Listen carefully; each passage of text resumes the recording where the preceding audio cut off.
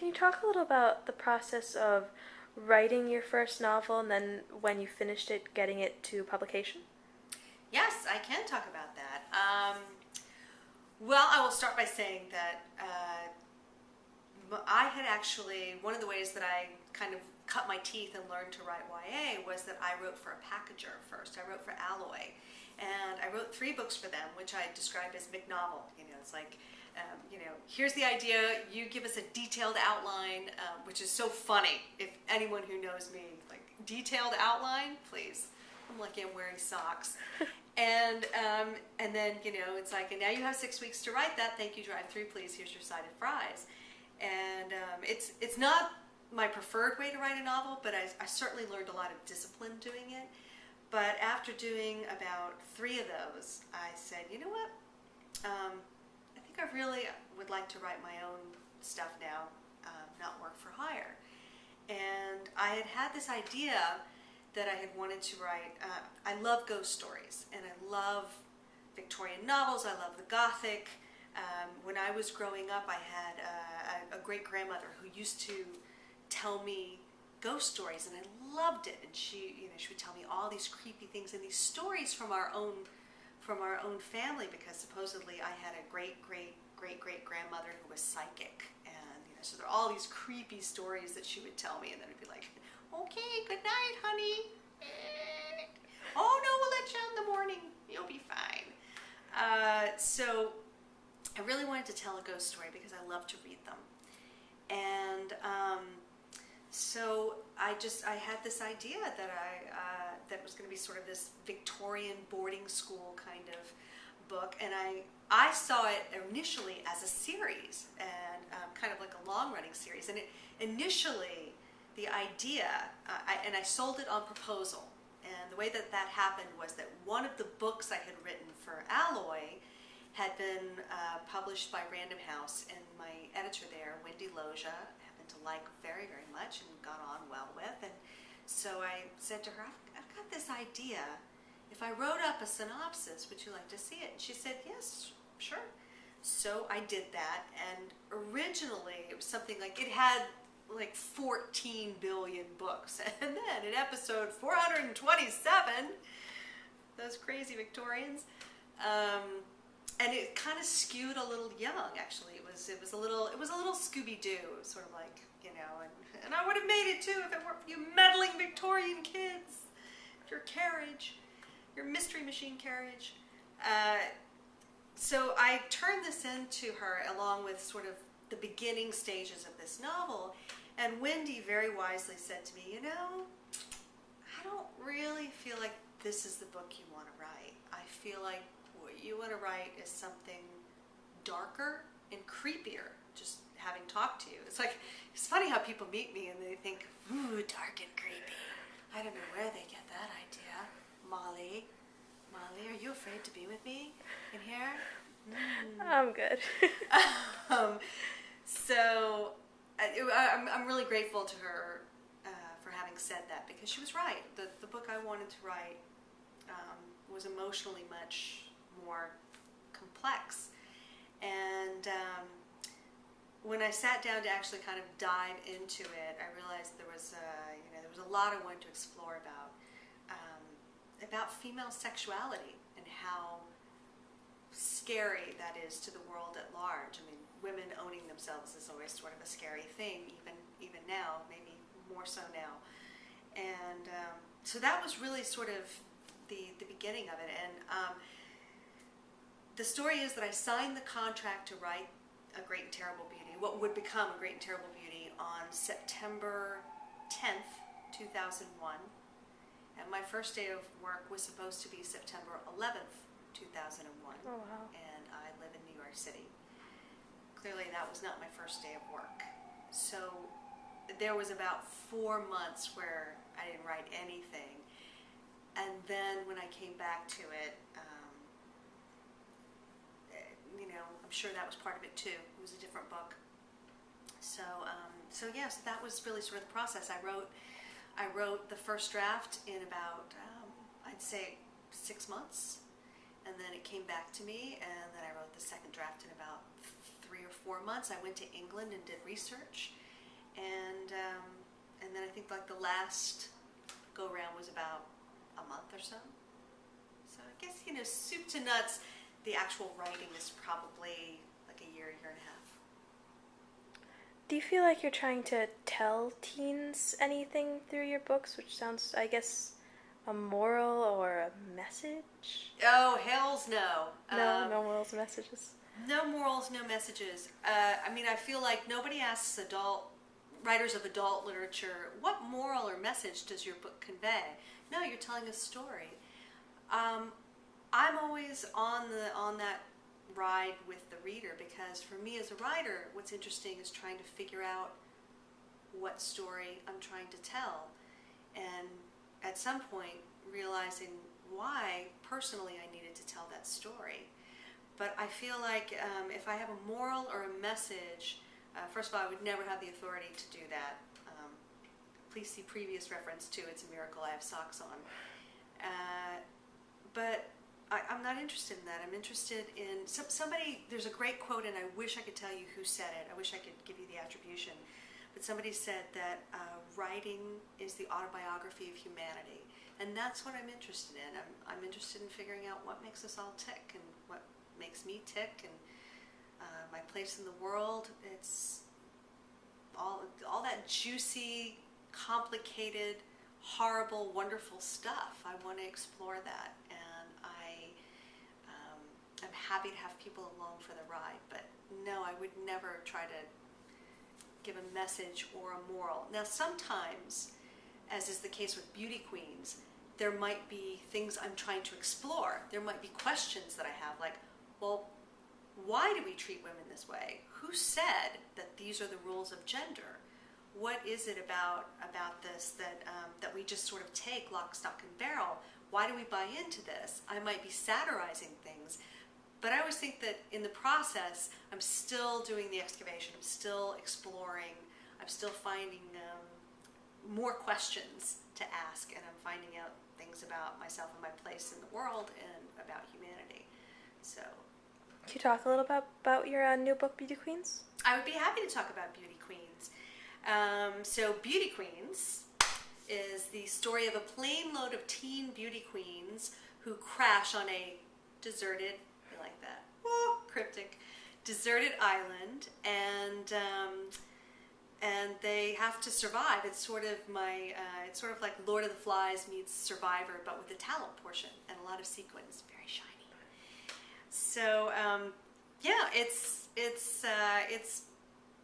I kind of wanted to explore a lot of things about gender. I was noticing that it felt like I was Title IX generation, so I really directly benefited from that second wave of feminism, and so when I was growing up, it felt very different from what's happening now, and I was just noticing trends and changes, and it felt sort of like our gender roles were getting really sort of calcified, and I thought, why is that? What's going on? Why is it that we went from, say, Mary Tyler Moore Show and Norma Ray and all those kinds of movies and TV shows to Keeping Up with the Kardashians, or these 4 million romantic comedies that are that have a lot of dress montages? And I thought, what's that about? Why now? Why is it that is important to us now? Why is it that this is how we see women? What does that say? So I really kind of wanted to explore that, and I also wanted to have a good campy time. I wanted to have sort of my own my feminist take on James Bond, and yeah, I feel like there's probably a lot more I could say, but it was a criminal amount of fun to work on. David Levithan was my editor for that, and we had a very good time. The tone and the style of the Great and Terrible Beauty trilogy is very different from Going Bovine. Do you find it, and it sounds like that will be very different from Beauty Queens, do you find it easy to kind of go back and forth between, tones and serious and humorous and that sort of thing? Yes, Molly, I do. This is my serious tone. You can feel me wearing a turtleneck, can't you? I can. Yeah, I just feel like, I love ravioli, but I don't want to eat ravioli every day. Sometimes I like to mix it up. Sometimes I like an egg roll. Sometimes I like a chocolate chip cookie. And so I just sort of feel like there's so many different genres. There's so many things I like to read, and there's so many things I want to, so many sandboxes I want to play in. You always hear write what you know. Well, I don't know that that's true, because I really don't know what it was like to grow up in the Victorian era. I mean, I've read about it and I've researched it, but I didn't obviously grow up in the Victorian era. And if I did, then then really I should start my own beauty line.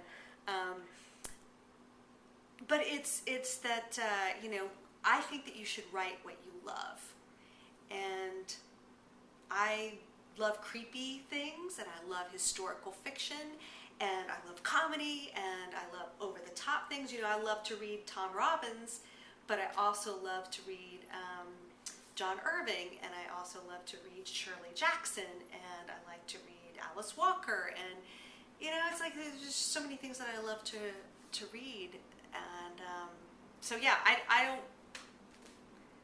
don't have any trouble shifting back and forth, which might speak to some issue I have deep down. Do you some mental illness. Do you have any writing process? I mean, you mentioned before that detailed outlines aren't for you. Do you section off portions of the day where you're going to write, a place in your house, or any exercises you do? Any exercises? Yes, I exercise the procrastination exercise. How long can I stave this off? I have to write during the time that my son is in school, so my day is pretty much prescribed in that way.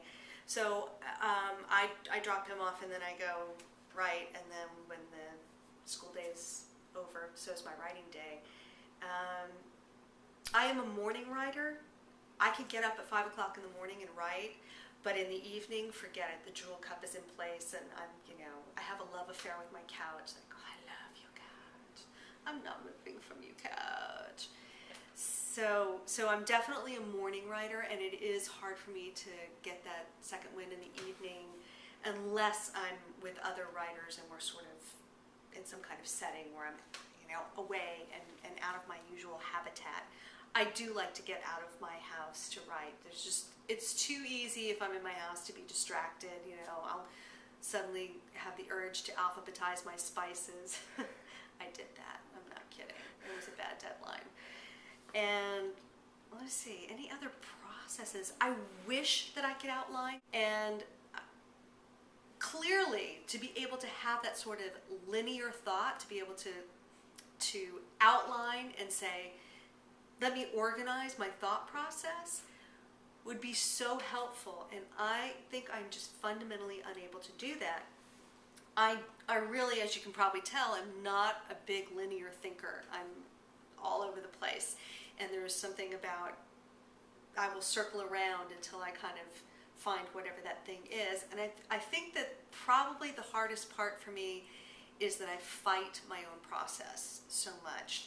If I could just say, you know what, this is my process, it's chaotic, it's going to make me nuts, it's going to make everybody in my house nuts, but this is just the way that it is. I just have to kind of write and write and write until I kind of go, oh, wait, that's interesting. Let me keep writing and see what that is. And I'll throw away, tons of it. I always jokingly say that for me it's like, I like to write the way Francis Ford Coppola would make a film, which is to shoot 500 hours of film for one 2-hour movie, which is really inefficient, but it's just sort of the way that I do it. And I am feeling sort of justified in this just because recently I read this interview with Stephen King in The Atlantic, and he said that he never outlines anything, that he sort of has to discover the story. And he also said something, I think, pretty amazing about every novel feels, I'm paraphrasing, but every novel feels like you're setting out on a voyage across the ocean with only like a flashlight. And I thought that was really, really comforting to hear, because I just always think that I must be doing it all wrong and that there's a better way to do it. And I probably am doing it all wrong, and there probably is a better way to do it, but It's my craziness. It's my shtick. What are you gonna do? You mentioned working with other writers. A lot of the other YA authors I've talked to talk about a kind of community of young adult authors. Do you feel that's there? And kind of, I mean, do you write with other YA authors sometimes? Or? Yes, there is a really strong community, and it's pretty great. Well, a lot of us are New York based, but I love to write with other writers, and I think part of that is that you feel guilty if you're not writing, if they're writing. It can kind of help focus you, but it also, I think, when you get stuck, or if there's a point where you need to, I know for me, what helps me a lot is to be able to talk something out. So I could turn to like Barry Lyga or Emily Lockhart or Robin Wasserman and say, can I, when you get to a stopping place, can I bug you for like 15 minutes? We all know 15 minutes is code for the next hour I will be talking your ear off. And it's great because they're able to sometimes, I think, say, you're making this hard on yourself. You've got it. Just trust it. Stop fighting it so much. Or, well, wait a minute. Let me ask you a question, and that question might beget other questions and kind of help you get out of your own way too. But I do enjoy writing with other writers. The challenge is always to make sure that we write and don't also spend time going, you know what? Did you ever watch that one X-Files episode? Yes. Oh my God. So that's the challenge. But it's a great community. Do you think you'd ever like to collaborate on a novel? I think that would be, I think it would be tremendous fun for me. I think it would be a hell for whoever was having to do it with me. It was like, no, Libba, don't take so long. Just a linear thought process, please. But yeah, I think that would be a lot of fun. Do you have any advice for aspiring YA authors? Any advice? Run! Save yourselves! Okay, maybe that's not good advice. There's the opening right there of the interview. I would say, I'm sure that this is not new. They're not going to name this after me. But, obviously, read as much as you can. And I think it's reading not just because, obviously, when you read, you're looking at craft, but and enjoying the story, but because I think it shows you what's possible. And I think sometimes when you feel stuck, you read something and you go, oh, I didn't know death could narrate a book, or oh, well, I didn't know you could write an epistolary novel. I think it just opens up so many possibilities.